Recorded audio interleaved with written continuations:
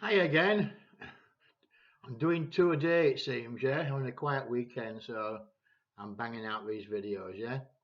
Okay, so this is me, David, Goose, Grandad, talking to the grandkids, and we're going through, 1950s, 1960s, 1970s.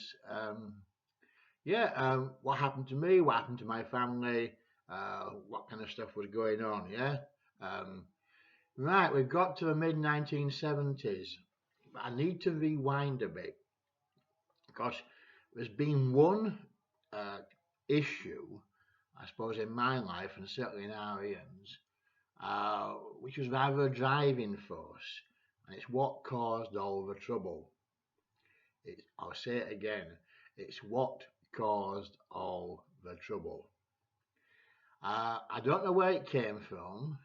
I can remember about age 14. I was at school at Benton Park. I remember taking out an atlas, and it was a school atlas, and I turned to the map of the world, and I got a pen, and I vandalised the school atlas. I drew round the borders of all the countries I intended, not wanted, I intended to visit. Uh, so it wasn't a kind of wishy-washy, yeah, I might do this. It was a definite plan at age 14. I was going to go to all these places, South America, Asia, Africa, everywhere. And I wrote down exactly what countries I was going to go to. And a few years back, 2 or 3 years ago, I found that, I've lost it again now, but I found that atlas. And surprisingly, guess what? I've been to most of them. Yeah, it's true. Um, so what caused all this trouble, this romantic idea? Well, it is a kind of, romantic in the sense of, not being very grounded or practical. What caused this impulse to always be wanting to be on the move, to be traveling?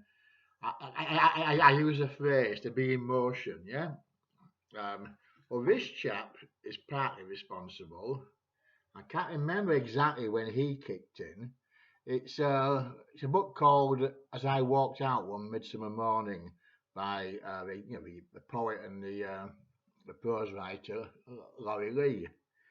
And essentially, he was a country boy from Gloucestershire who, in the mid 1930s, got up one morning and set off with not very much in terms of kind of possessions, and he walked all across the south of England. He got a job on a building site in London over the winter, and he travelled to Spain, and guess what? He walked all the way across Spain, which was a bit of a shock to the system because it was rather hot in the south and in the centre, and he got heat stroke amongst other things, yeah? And the guy kept on walking, yeah? And that was one of the books that kind of pressed a button in my head, and there's tons of them. There's Hemingway, there's Steinbeck, uh, dare I speak the name? Jacques Kerouac, yes, him as well. Definitely Jack Kerouac or Jacques Kerouac, yeah. He was big in there. Lots of them, lots of them.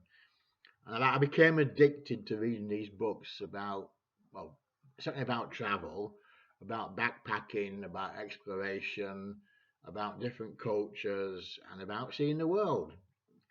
And my big idea was, how am I going to do this? Because I'm not a person with money. I can't give up work or whatever.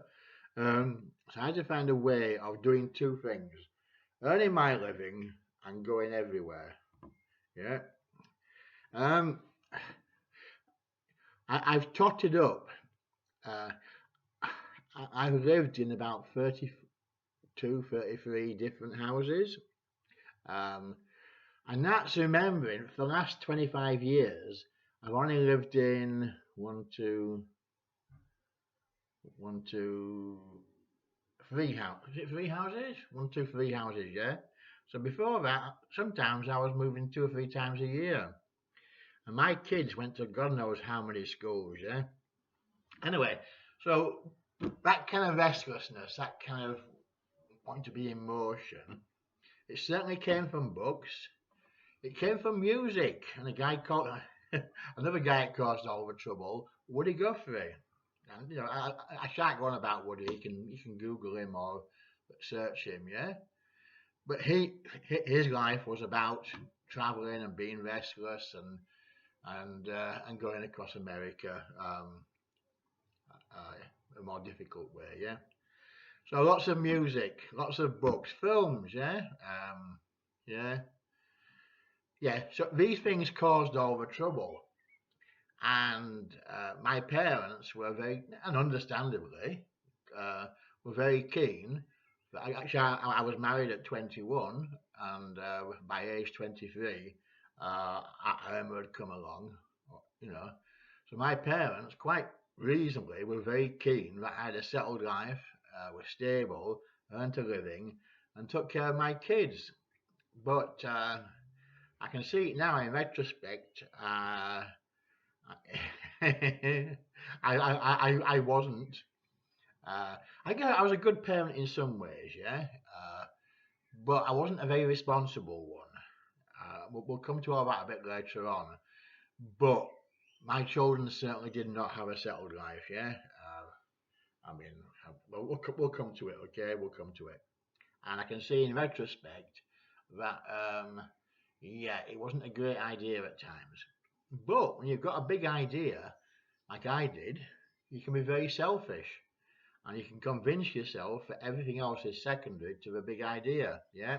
Um, okay, so that was age 14, 15, 16, and it grew and grew every year. And of course, Irene was a big influence. My dad hated it because by this time, Irene's everywhere, you know. Oh, God, living in squats. He was in Dublin in 1972 when the Irish he was squatting in a house with Phil Lynott from Thin Lizzy, and the other guys upstairs. We didn't really talk too much until one day the Irish special branch came and raided them. They were making Molotov cocktails, petrol bombs upstairs. Yeah, these guys had been involved in firebombing the British embassy, and I mean, but there's if you look at Arian's life, it's kind of, um, it's just a, go on, give me the right words for it. It's a parade of mayhem, we joke about Arian, there was a line from a song, partly true, partly fiction. And Arian was telling stories constantly. And if you listen carefully, he never told the same story twice about the same subject. There was minor variations all the way through, but they were always entertaining, and they always made me laugh. Yeah, yeah. So they were partly true, partly fiction, and but 100% Ian. And yeah, yeah, it's obvious he was a big influence on me. We used to argue like crazy, but I was, kind of hero worshipped him a little bit in a way. Sometimes, other times, I kicked him out of the car. I threatened to beat him up, that kind of stuff, as you do. All right, so that's been the big problem, that restlessness, yeah. And I've counted the number of countries I've visited, and I'm not counting stopovers or kind of, wait for a change of flight at an airport. That's what I mean, yeah. I'm not counting them. It's about 35 different countries, yeah. And, you know, in your mid 60s, you're running out of time to kind of, add another 20 or so, but I'm determined to keep going as long as I can keep doing it. Yeah, money obviously is a constraining factor, but I'm doing my best. Anyway, so that's where we are in terms of a big idea. So what you have to remember behind the scenes the whole time, whenever it explains stuff, you wonder what the hell was Grandad doing in A, B, C, D, or E? Why on earth did he move house 4 times? Da, da, da, da, da. Where did all the money go? All this kind of stuff, yeah? Remember what was happening behind the scene was me thinking, I want to be moving. I want to be going somewhere. Yeah. Yeah, so that explains a lot.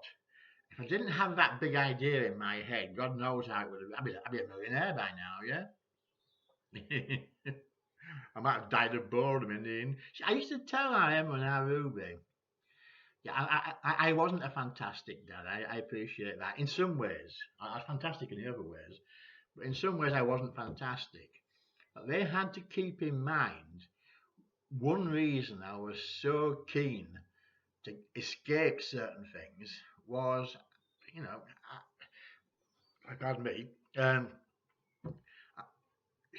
I visualised my life being a council estate in Leeds. The Seacroft council estate, which is kind of squalor, poverty, grinding, hard work, misery. Uh, I was very aware of the possibilities uh, which were open to families like mine if I didn't do something different. Yeah, you know what they say, don't you? If you do the same as everybody else, you get the same as everybody else.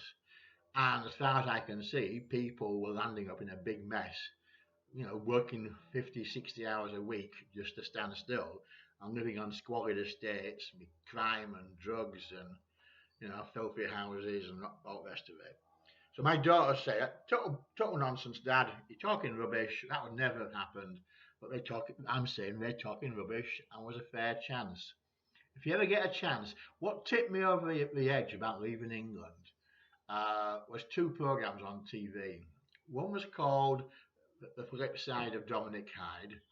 The other was called The Boys from the Black Stuff, yeah? The second one was about poverty in Liverpool. And there was one scene where they had no money at all in the house. And they tore the sofa apart so they could get a pound note out of the back, or coins or a pound note out of the back of the sofa so they can get some food in. And when I saw that program in the early 80s, that's how I was living in Cardiff, yeah? And that rang a bell so sodding loud. I thought, get out, David. If you settle for this is what you'll end up with, yeah? And the flip side of Dominic Hyde was just that. It was a guy who basically flipped his kind of life and had a different one. And that's what I wanted to do. So the late 1970s was me doing my training, both at Meanwood and down in Orpington, but most of all preparing to take off. Yeah, I had no intention whatsoever of staying in England and settling for the kind of life which was ahead of me. Shortly before we left England, we were living in a house in Cardiff, and I had been born by then, and it was we just for 2 years, or just short of 2 years, we lived hand to mouth. I was in charge of a 36-bed ward, and I was working all the hours God sends. But at the end of the day, I was just £5 a week short of being entitled to state poverty benefits. Can you imagine that? All that work, all that effort, all that responsibility. And for being paid £5 a week less, I'd have got state, breadline poverty kind of benefits. So it was coming. And the big idea was all about being in motion, traveling, seeing the world, having experiences. Yeah, flipping my life over and grabbing a different kind of existence. Okay, so next time we'll crack on. I should mention I had a damn good time at Meanwood, fantastic parties. We used to have a big dining room and have all night parties, great stuff. Oh God, yeah. The best parties in Leeds, yeah. I was a great dancer, very gifted. People used to make a space for me when I danced, yeah. I'd be doing honky tonk women, and the room would clear. And I'd be dancing all on my own in the centre. They admired me so much with my dance steps. Okay, we're just short of 15 minutes, so I'm going to press stop now. Behave yourselves, be good, and tune in next time.